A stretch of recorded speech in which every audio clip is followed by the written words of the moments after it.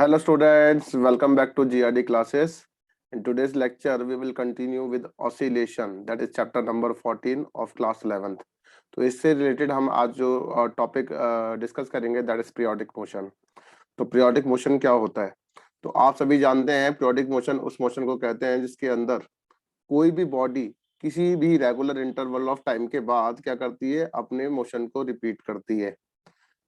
Motion को repeat करना मतलब कि जैसे अर्थ अपने सन के चारों तरफ जो रिवॉल्व कर रही है, तो इट मीन्स कि जिस टाइम वो रिवॉल्व कर रही होगी तो एक टाइम के बाद वो एक साल कवर होगा, फिर दूसरा साल आ जाएगा। ऐसे ही जैसे अभी जिस टाइम 2021 चल रहा है और इसके बाद 2022 आ जाएगा, फिर 2023 आ जाएगा। तो इस तरीके से पीरियोडिक मोशन होता है। मून अर्थ के चारों तरफ रिवॉल्व करता है। तो कहता है any motion that repeat itself. तो इसकी डेफिनेशन ये कहते हैं कि any motion that repeats itself over and over again at regular interval of time is called periodic और हार्मोनिक मोशन। जैसे आप सभी बच्चे स्कूल जाते हैं, स्कूल जाने पर लंच से पहले 4 पीरियड लगते हैं, ठीक है। आप सभी बच्चे जानते हैं कि ये मंडे को शेड्यूल रहेगा, ट्यूसडे को भी सेम शेड्यूल रहता है, वेडनेसडे को भी, थर्सडे को भी, है ना। इस तरीके से अप टू सैटरडे तक सेम शेड्यूल रहता है। लेकिन संडे को क्या देखते हैं कि वो शेड्यूल आपके घर में कुछ डिफरेंट होता है। तो स्कूल का अपना एक पीरियोडिक मोशन है कि लंच से पहले कुछ पीरियड लगेंगे और लंच के बाद कुछ पीरियड लगते हैं। उसके बाद जब छुट्टी हो जाती है आप स्कूल बच्चों की, तो उसके बाद जो आपका अपना पीरियोडिक है दैट इज टाइम टेबल है, उसको आप फॉलो करते हैं। तो कोई भी मोशन है जो अपनी वैल्यू को रिपीट करता है अगेन एंड अगेन, जैसे सारे गामा पा धा नी सा 7 सुर होती हैं। जैसे जनवरी, फरवरी, मार्च, अप्रैल, मई, जून, जुलाई, अगस्त, सितंबर, अक्टूबर, नवंबर, दिसंबर के बाद दोबारा जनवरी ही आता है। तो ये एक पीरियोडिक मोशन है और यू कैन से एक हार्मोनिक मोशन। तो कोई भी बॉडी अगर अपना एक टाइम के बाद अपने रेवोल्यूशन को कवर करती है, रिपीट करती है, ठीक है, तो ये जो टोटल टाइम लगता है ये कितना लग रहा है बेटा? टी की बराबर। ओके, तो टोटल टाइम कितना लग रहा है? टी की बराबर। तो कहता है the smallest interval of time after which the motion is repeated it's called its time period. The time period is denoted by T and उसकी जो एसआई यूनिट है यहाँ पर सेकंड की बराबर है। आई होप कि पीरियोडिक मोशन के बारे में थोड़ा बहुत पता चला। अब मैं इसके कुछ एग्जांपल आपके साथ डिस्कस करता हूँ। अब एग्जांपल्स ऑफ पीरियोडिक मोशन। तो एग्जांपल्स ऑफ पीरियोडिक मोशन में यहाँ पर है the motion of any planet around the sun in an elliptical orbit is periodic, ठीक है। जैसे कि मरकरी जो है 87.97 डेज लेती है अपने रेवोल्यूशन को कंप्लीट करने के लिए और पीरियोडिक मोशन को कंप्लीट करने के लिए, ठीक है। पीरियोडिक मोशन में रहने के लिए कितना टाइम लेती है? 87.97 डेज। ऐसे ही अर्थ रहती है हमारी कितने 365 डेज होता है ना।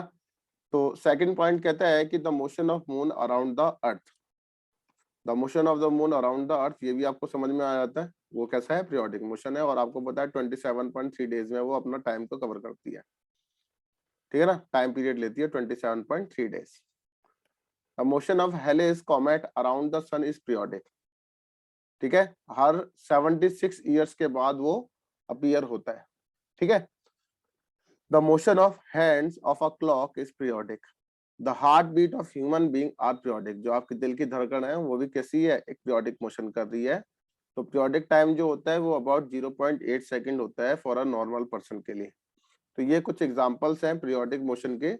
ये थ्योरेटिकल पार्ट है। तो कहता है डिफाइन पीरियोडिक मोशन, तो आपको ये वाला पार्ट लिखना है कि कोई भी मोशन जो अपनी वैल्यू को रिपीट करता है over and over again at regular interval of time वो पीरियोडिक है। कहता है राइट इट्स टू एग्जांपल। तो टू एग्जांपल आप कोई से भी यहाँ से उठा के लिख सकते हैं। ओके, अब इसके बाद नेक्स्ट है, कहता है पीरियोडिक फंक्शन क्या होता है। कहता है पीरियोडिक फंक्शन किसे कहते हैं। आप सभी को पता है कि है ना, पीरियोडिक मोशन में तो क्या होता था कि वो अपनी over and over again repeat करता था किसी टाइम इंटरवल के बाद। तो यहाँ पर क्या है कि any function that repeats it's value at regular interval of time. Time की जगह यहाँ पर वर्ड यूज करा गया है arguments, is called periodic function. जैसे ये एक वेव बना रहा हूं मैं आपके लिए, this is called sine wave. इसको साइन वेव और साइन कर्व कह सकते हैं, ठीक है। तो अगर ये साइन है तो यहाँ पर वो ये हमसे बोलता है कि क्या कॉस का टर्म्स में भी लिखा जा सकता है इसे? हाँ, ऐसे ही हम एक कॉस की वेव भी बना सकते हैं। तो कॉस की वेव जो चलती है वो कोसाइन की वो इस तरीके से चलती है। दिस इज कोसाइन कर्व और यू कैन से कोसाइन वेव। आप सभी को पता है कि साइन ऑफ 0 0 होता है, कॉस ऑफ 0 जो होता है वो 1 होता है, साइन ऑफ 90 डिग्री जो होता है वो 1 होता है, और कॉस ऑफ 90 जो होता है वो 0 के बराबर है। Sine of 180 degree that is 0, sine of 360 degree this will equal to -1। ऐसे ही होता है ना, कैसे? 360 डिग्री, तो यहाँ पर cos 180 के लिए हम क्या पुट कर देंगे, जैसे 0 है, साइन 90 1 है, फिर यहाँ पर कितना बन जाएगा, 360 की जगह यहाँ पर आएगा बेटा 270 डिग्री। यहाँ पर 360 की जगह 270 डिग्री आएगा, जहां पर इसकी वैल्यू कितनी होती है, दैट इज -1। फिर आएगा यहाँ पर sine of 360 degree, this is equal to 0 के बराबर, ठीक है। तो देखिए जरा, साइन 0 0 है, साइन 90 यहाँ पर बन जाएगा आपका बेटा 1, फिर साइन 180 कितना है, 0 है, फिर उसके बाद साइन 270 दैट इज -1, ओके।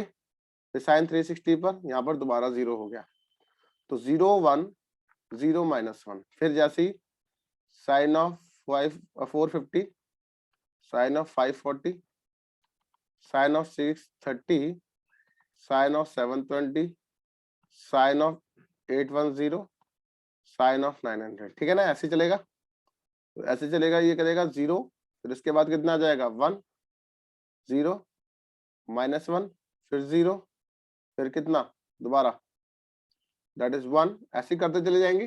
तो 0 1 0 -1 जो है ये वैल्यू रिपीट हो रही है। साइन की जो वैल्यू है वो साइन 0 है, फिर 90 है, फिर 180 है, 270 है, 360 है, ये 540 450 है, फिर 540 है। ऐसी कॉस की वैल्यूज को भी हम इस तरीके से लिख सकते हैं। कहता है कि कोई भी फंक्शन है, फंक्शन मतलब साइन और कॉस, जो दैट रिपीट्स इट्स वैल्यू, अपनी वैल्यू को रिपीट कर रहा है, 0 1 0 -1, ऐसे 0 1 0, फिर दोबारा यहाँ पर हो जाएगा 0, इस तरीके से कॉस के टर्म्स में भी वैल्यू चेंज होती चली जाएंगी at regular interval of its argument. Argument मतलब क्या है? आर्गुमेंट मतलब ये है कि अगर कोई भी मेरे पास कोई भी फंक्शन है, ये theta plus time, this is called argument. तो ये हमें जो वैल्यू देता है वो उसके टर्म्स में एफ थीटा की वैल्यू हमें गिवन करेगा, ठीक है। तो कहता है the following sine and cosine functions are periodic with time period T. अगर कोई भी फंक्शन है F T sine of theta है, कोई भी फंक्शन है F T function at time T which is equal to sine of theta, and you know that theta जो होता है वो ओमेगा टी के बराबर है। किसके बराबर है? Omega T. अब थीटा ओमेगा टी की बराबर है, तो यहाँ पर हमने ओमेगा को क्या लिख सकते हैं, 2 पाई बाय टी लिख सकते हैं, मल्टीप्लाई बाय टी हो जाएगा, इस तरीके से हो जाएगा ना। तो ये चीज आपको समझ में आनी चाहिए। एक मेरे पास एक और फंक्शन है जो कॉस के टर्म्स में, तो सेम वैल्यू कॉस और 2 पाई टी अपॉन टी बन जाएगा। कहता है कि ये जो पीरियोडिक फंक्शन है ना, जो रिप्रेजेंट कराए जाते हैं साइन और कोसाइन वेव से, उन्हें हार्मोनिक फंक्शन कहा जाता है। तो हार्मोनिक फंक्शन वो होते हैं जो साइन और कोसाइन की वेव्स देते हैं, और all harmonic function are necessary periodic, but all periodic function are not harmonic, ठीक है।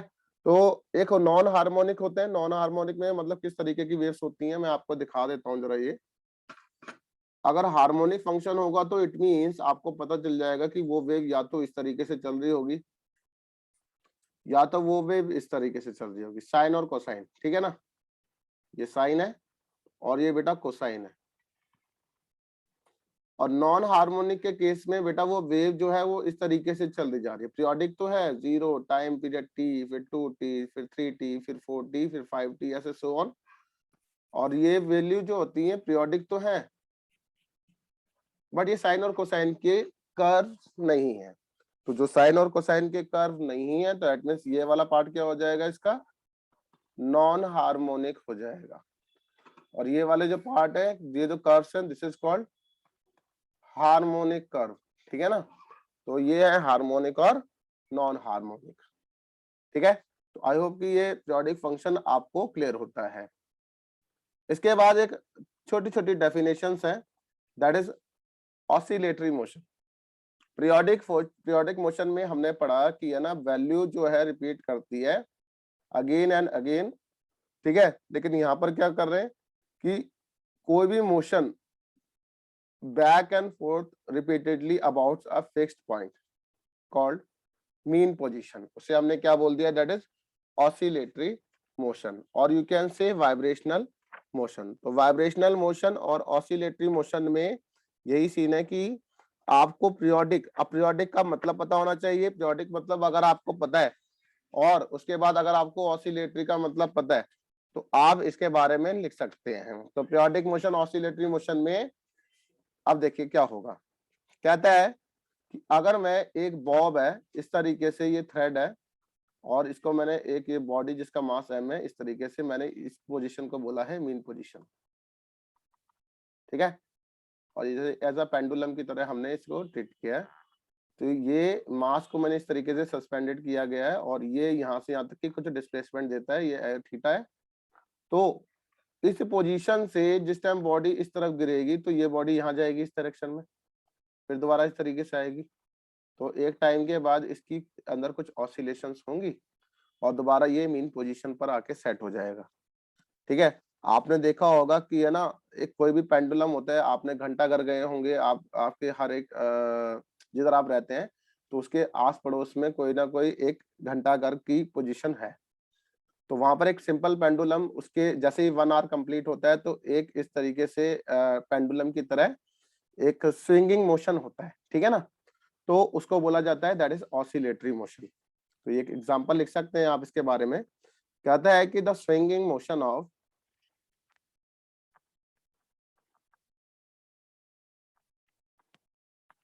पेंडुलम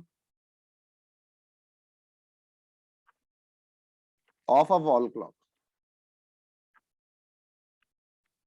उसे क्या बोला गया बेटा, ऑसिलेटरी मोशन। तो ये मेरे पास फर्स्ट एग्जांपल है। सेकंड है the vibration of string of a guitar.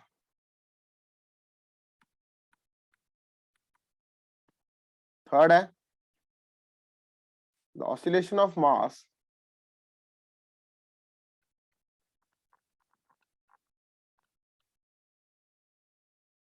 Suspended from a spring. ये भी कैसा मोशन है, दैट इज ऑसिलेटरी मोशन। तो ऑसिलेटरी मोशन में बैक एंड फोर्थ मोशन होता है repeatedly about a fixed point called mean position, उसको हमने ऑसिलेटरी और you can say vibrational motion कहा है। इसके बाद है next topic, that is oscillation और साइकिल किसे कहते हैं।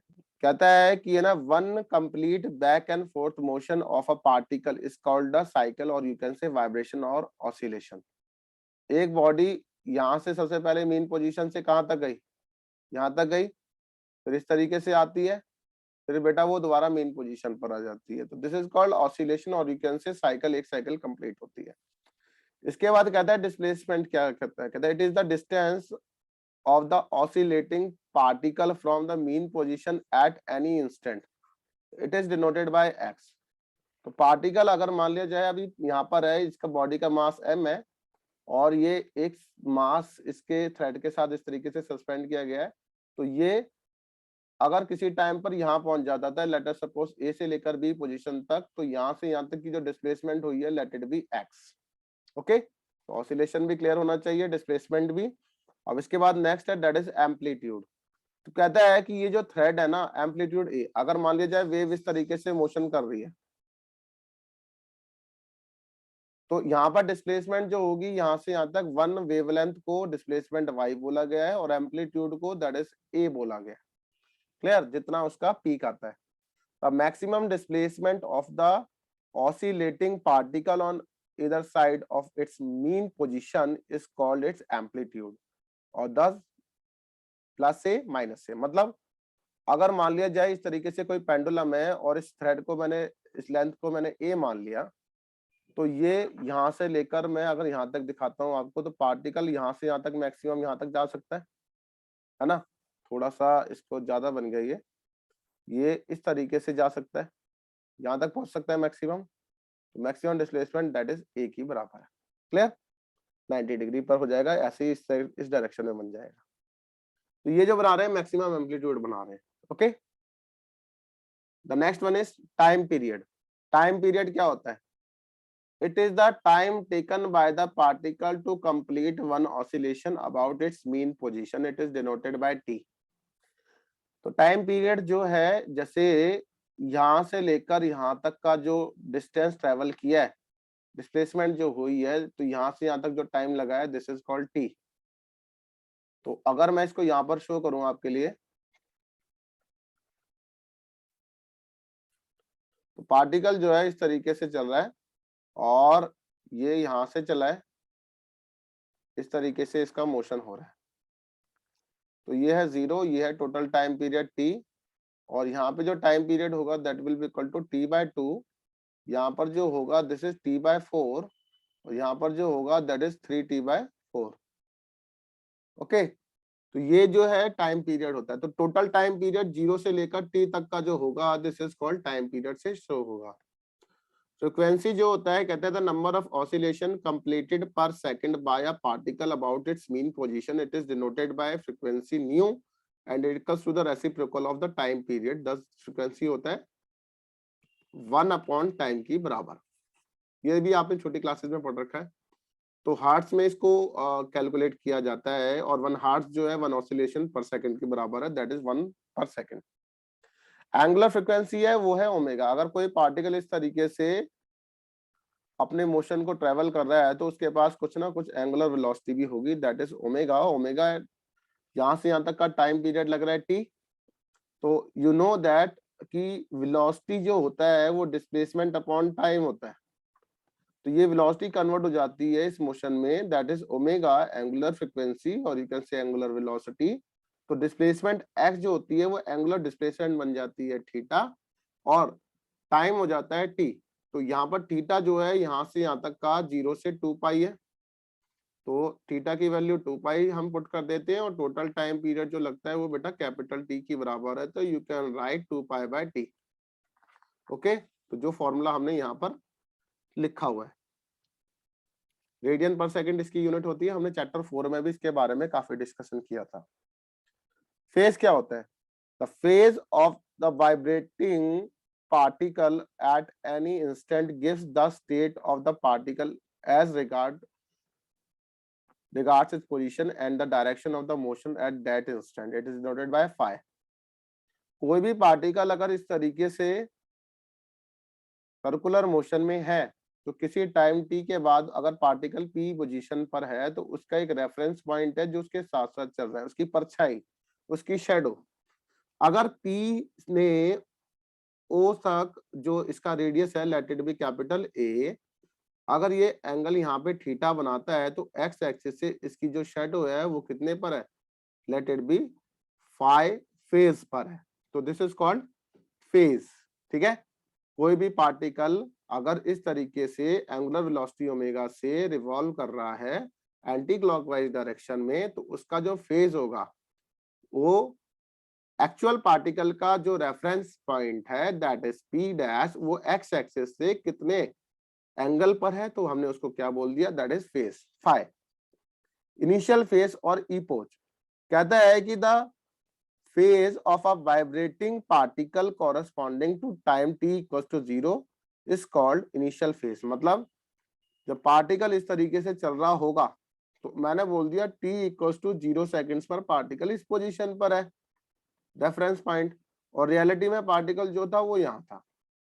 तो यहाँ से यहाँ तक का जो एंगल है दिस इज फाई नॉट की बराबर है, किसी टाइम टी में पार्टिकल पी पॉइंट पर होगा। ओके, तो ये तो थे बेसिक डेफिनेशंस। अब इसके बाद सिंपल हार्मोनिक मोशन क्या होता है? कहता है सिंपल हार्मोनिक मोशन को समझने के लिए अगर मैं एक फिगर के थ्रू समझाऊं, तो ये इस तरीके से एक स्प्रिंग है, जैसे हमने चैप्टर 6 में पढ़ा था। तो ये एक बॉडी है जिसका मास m है, अभी x इक्वल टू 0 है और स्प्रिंग में जो फोर्स लग रही है वो भी 0 के बराबर है। अगर आप इसको इस तरीके से स्ट्रेच कर देते हैं तो ये जो x0 है this is called mean position, और जिस टाइम मैं इसको पॉजिटिव डायरेक्शन में डिस्प्लेसमेंट करा रहा हूं तो ये जो है इसकी एक्सट्रीम डिस्प्लेसमेंट है, एक्सट्रीम पोजीशन मैंने इसको बोल दिया। तो बॉडी आप मुझे बताइए कहां पर आएगी? आप सबका जवाब होगा कि पार्टिकल जो है अपनी मीन पोजीशन पर आकर रेस्ट पे आना चाहता है तो रिस्टोर करेगा अपनी मीन पोजीशन को। तो अगर इस तरीके से मैं उसको, जिसका मास है मैं बॉडी का, तो अगर मैं कंप्रेस करता हूं तो बॉडी जो है रिस्टोर करना चाहता है ओरिजिनल पोजीशन पे, तो डिस्प्लेसमेंट जो है वो नेगेटिव है, तो फोर्स कैसी लग रही होगी स्प्रिंग में? वो पॉजिटिव लगी होगी। तो बॉडी जो है वो इस डायरेक्शन में जाना चाहती है, इस वाली पोजीशन में, यहाँ पर। तो मैं क्या देखता हूँ कि बॉडी जो है टू एंड फ्रो मोशन करके मीन पोजीशन पर रेस्ट पे आ जाती है। अगर एक मैं पार्टिकल की इस तरीके से बात करूं कि एक बॉडी है जिसका मास m है और मैंने इसको सस्पेंड कर रखा है एक थ्रेड से, अगर ये इस तरीके से यहाँ पर एक्सट्रीम पोजीशन तक मैं लेके जाता हूँ तो इसने कुछ एंगल थीटा बनाया, तो मीन पोजीशन पर ही आके रुकेगा ना लास्ट में। तो यही सिंपल हार्मोनिक मोशन में बताना चाहता हूँ कि कोई भी पार्टिकल अगर सिंपल हार्मोनिक मोशन में है तो वो टू एंड फ्रो मोशन करेगा। हाँ देखिए जरा, ये पहली बार यहाँ जाता है, फिर यहाँ जाता है, फिर दोबारा यहाँ जाएगा, फिर एक पॉइंट पे आके रुक जाएगा, यहाँ जाएगा, फिर दोबारा इस डायरेक्शन में जाएगा, 2-4 ऑसिलेशन होंगे इस तरीके से, फिर दोबारा रेस्ट पे। ये यहाँ जाता है सिंपल पेंडुलम में, फिर दोबारा इस तरीके से, फिर इस तरीके से ऑसिलेशन करके पार्टिकल जो है अपनी मीन पोजीशन पर आ जाएगा।